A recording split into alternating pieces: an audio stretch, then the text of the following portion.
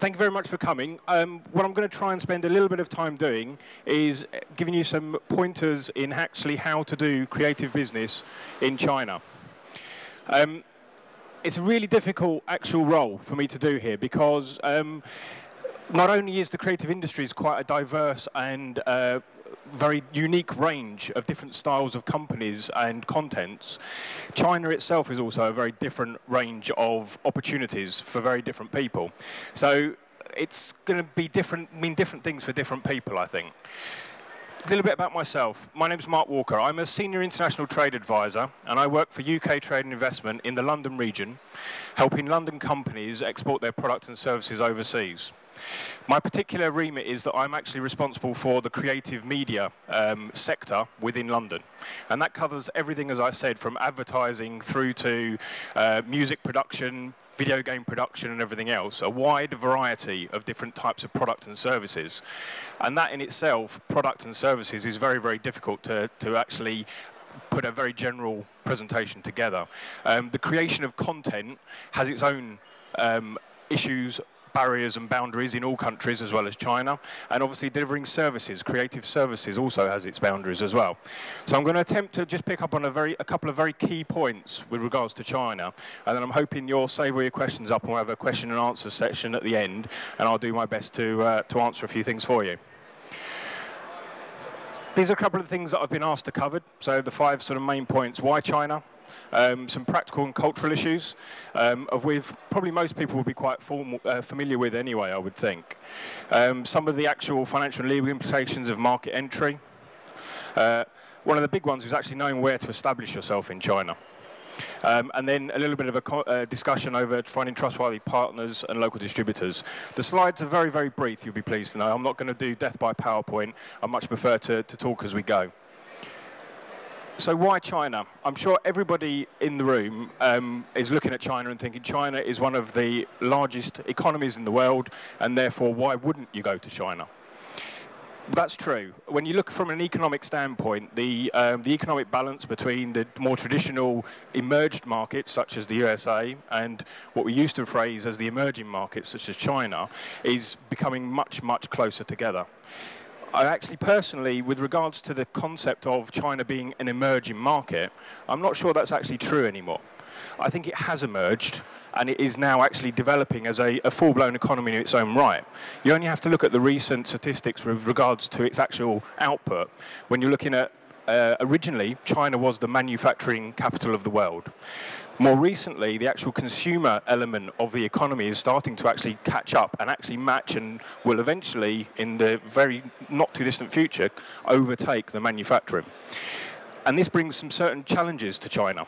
From going from a very, very strong base of manufacturing production excellence to now actually trying to think about how they can actually tell their stories, how they can actually develop their culture and obviously deliver that to their own consumers. And that, I think, is where our role in the creative media actually really come into play. And this is one of the key things that we in the UK can export to China, is our creativity. Creativity being a very large word, obviously, and covering a multitude of areas. There's obviously some hurdles, and everyone will probably be very familiar with the tried and tested issues and barriers perceived with China. I would like to say that actually a lot has happened over the last 5 years in China, and the biggest hurdle or burden that most people think about when they think of China is intellectual property. And obviously that's quite a big concept in the creative industries. In the last 5 years, I think there's been major leaps forward in that. The stereotypical concept of having to be very, very careful of China with IP is now changing.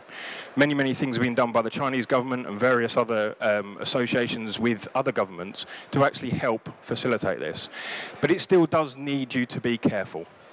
As it says on the screen here, careful, be committed, assess your markets and know your customers.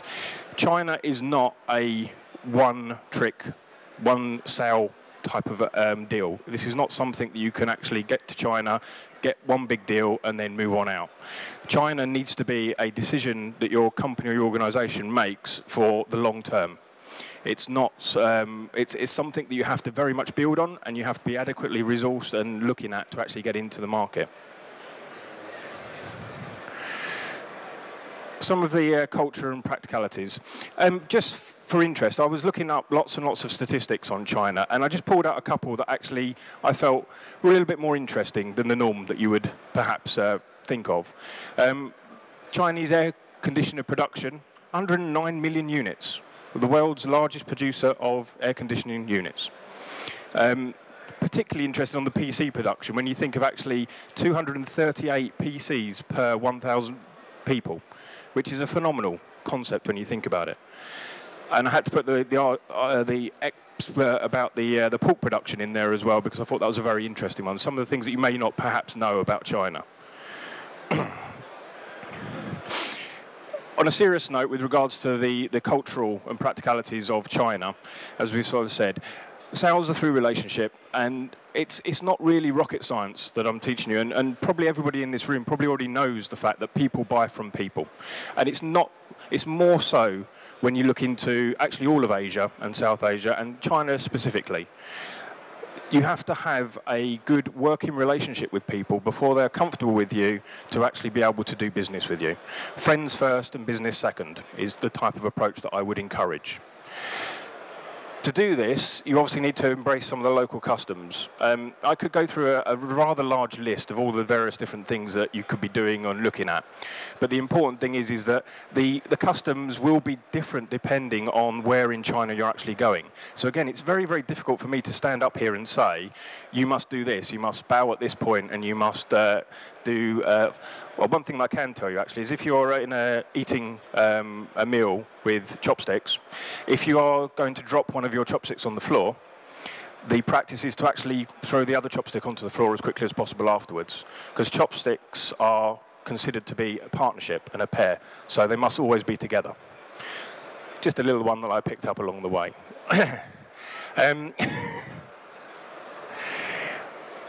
Respecting hierarchy is one of the most important things, and this is mostly important when you're actually doing a sales pitch or in a room, a large number of people. There will also always be a hierarchy of people within the room, and it's very, very important to respect that.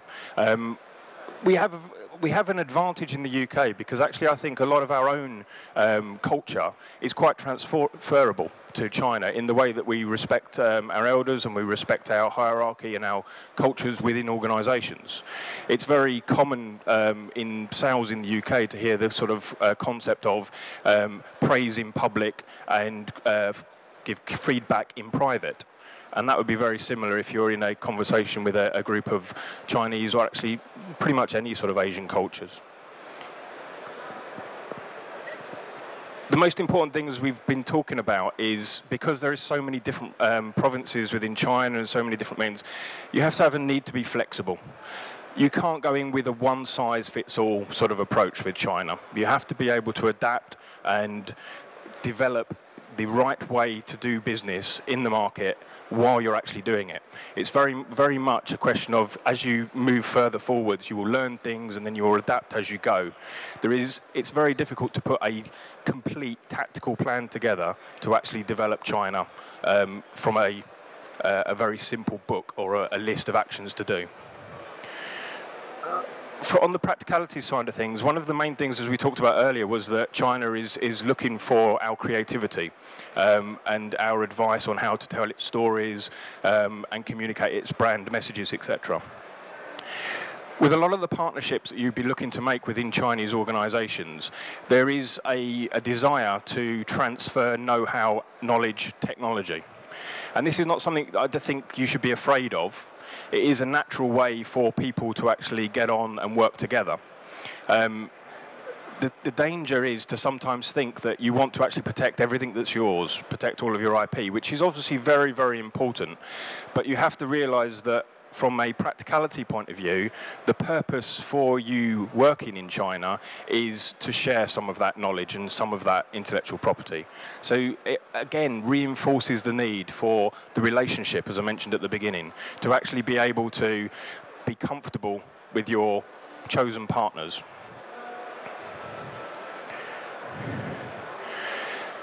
This is the little boring bits. So there's several ways of actually entering into China.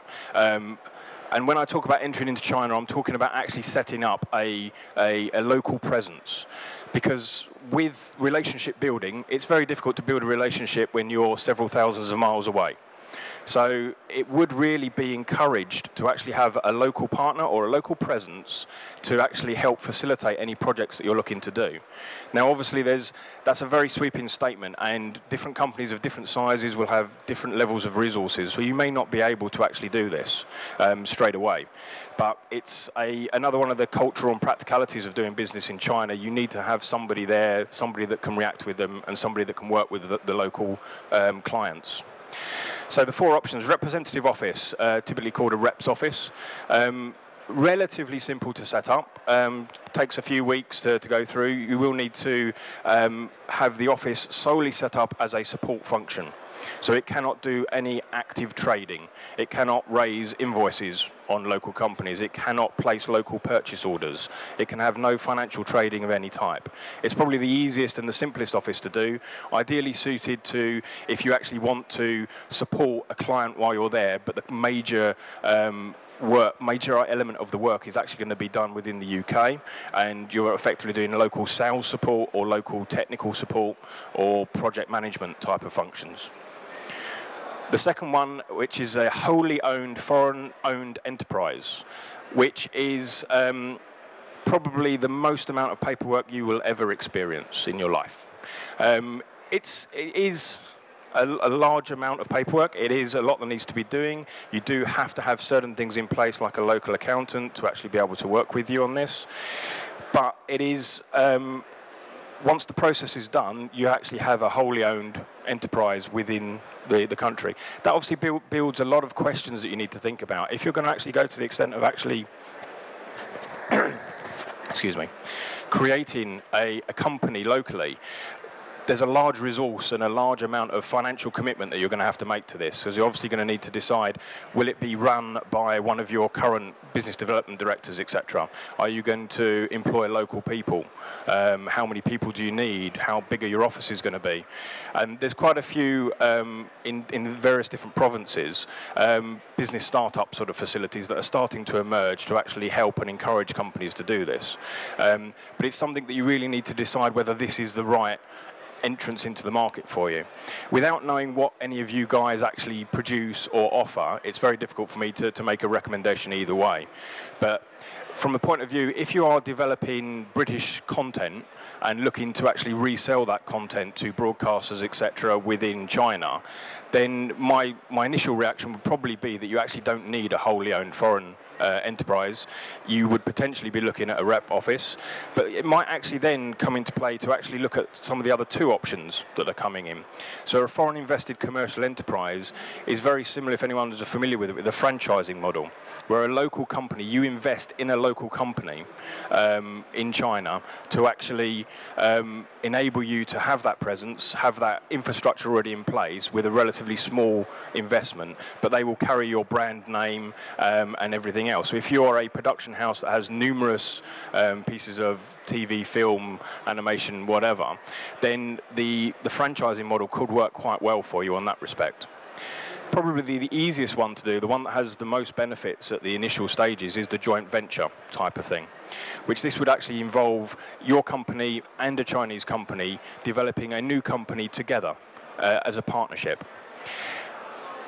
This gives you some major advantages, obviously. One, you have a partner which is actually integrated into your own business, so you will obviously need to have a very good relationship with them.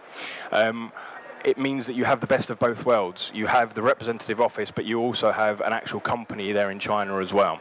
So you can do many, many things with that. The issues around joint ventures are the same with any joint venture that you enter into. It's a question of how do you protect your intellectual property between two parties. And most importantly, I've always found with joint ventures is what is the exit strategy? Because joint ventures are typically not expected to last many, many years. Timing-wise, it's very difficult to say exactly, but it could be 3 years, it could be a 10-year joint venture. It's going to be very much dependent on what you're trying to achieve. The exit strategy is the most important part, especially when dealing with countries such as Asia, because what your expectations of what you want to end up with after the joint venture may be quite different. For example, it may well be that the Chinese partner will be looking to actually be able to have developed their creativity and their knowledge in producing westernized content that they can then go it alone. And then obviously you would need to want to be comfortable with that before you enter into a joint venture with them, because it could potentially, from your point of view, look like you've told them how to do everything, you've showed them all of your programs and all of your production skills, and then they've gone off and leave you alone. I would like to think that if you choose your partner correctly, that's probably not going to happen, but it's very important to think about these things at the outset. So these are the 4 main typical routes to market entry. One of the most important things to think about when you're actually looking at China and where to establish yourself is exactly where are you going to be. I'm sorry that picture is a little bit, it looked better on the screen beforehand. But effectively, China is not a single market. It's the same mistake that people make when they go to the USA and think the USA is one homogeneous market.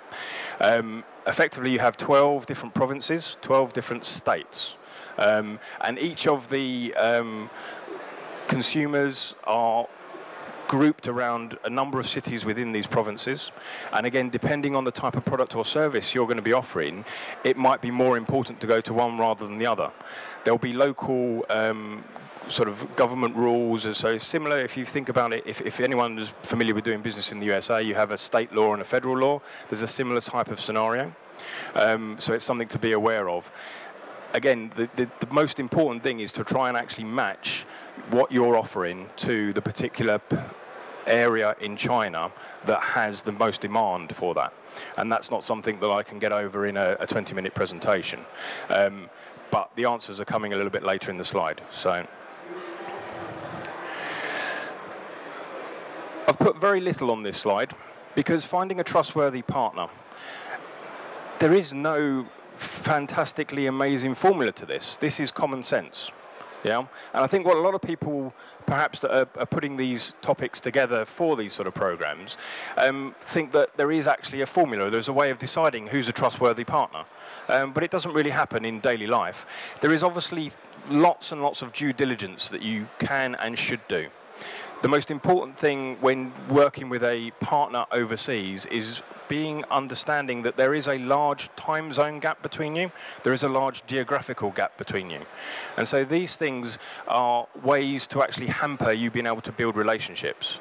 And it kind of comes back to my first point of, you will only really find a trustworthy partner once you have actually met people, developed a relationship. And you will get a very similar feeling if you're developing a relationship with a French company as to whether you're developing a relationship with a Chinese company. Humans are relatively good at social interaction, generally speaking. And so that is what you need to do to actually find a trustworthy party. It is not rocket science. The most important thing, harping back to what we said at the beginning, is don't go for the first company that approaches you. If you're getting approached by Chinese companies, there are things that you can do to research them via, the internet, desk-based research, some of our partners from UKTI, and various other areas, which I'll come on to in a moment, to actually do some due diligence. That's the most important thing. Don't be quick to start. Don't think that, well, China is developing, I'm going to miss it. If I don't sign this distribution deal with this partner or this joint venture with this partner, then I'm going to lose out. Take your time about it. It will pay off in the long run, because it's much more difficult to actually disassociate yourself with a partner than it is to associate yourself with a partner. But again, this is just common sense. This is not anything that I'm teaching you revolutionary. There are a number of agencies that actually are set up to do just this, and actually to find you partners within China. And again, the question transpires is that if you're using an agency to find you a partner, how do you find an agency that you can trust? And a lot of the mystique with all of this is surrounded up with, who do you trust? If somebody approaches and says, I can get you contacts in China, how do you know, and how can you figure out whether this is actually something that can be done or not? Here is the answer. It's us, basically. Without blowing our own trumpets too much, The UK Trade and Investment I've set up, we are in 9 regions around the whole of the UK, and within them regions we have around 45 to 50 international trade advisors in each region. These are people that have actually come from the private sector, have run their own businesses. Some of us have experience in particular markets like China and in particular sectors such as creative industries, and some of us are very general business people. We will sit with you and give you one-to-one advice. This really is the only way to actually start making any sort of plan to access China, because it is just too complicated to do in a large-scale environment. We'll sit down with you one-to-one and build a plan. Understand about your organisation, understand about your financial stability, what is practical to do, and what we can actually do to support you.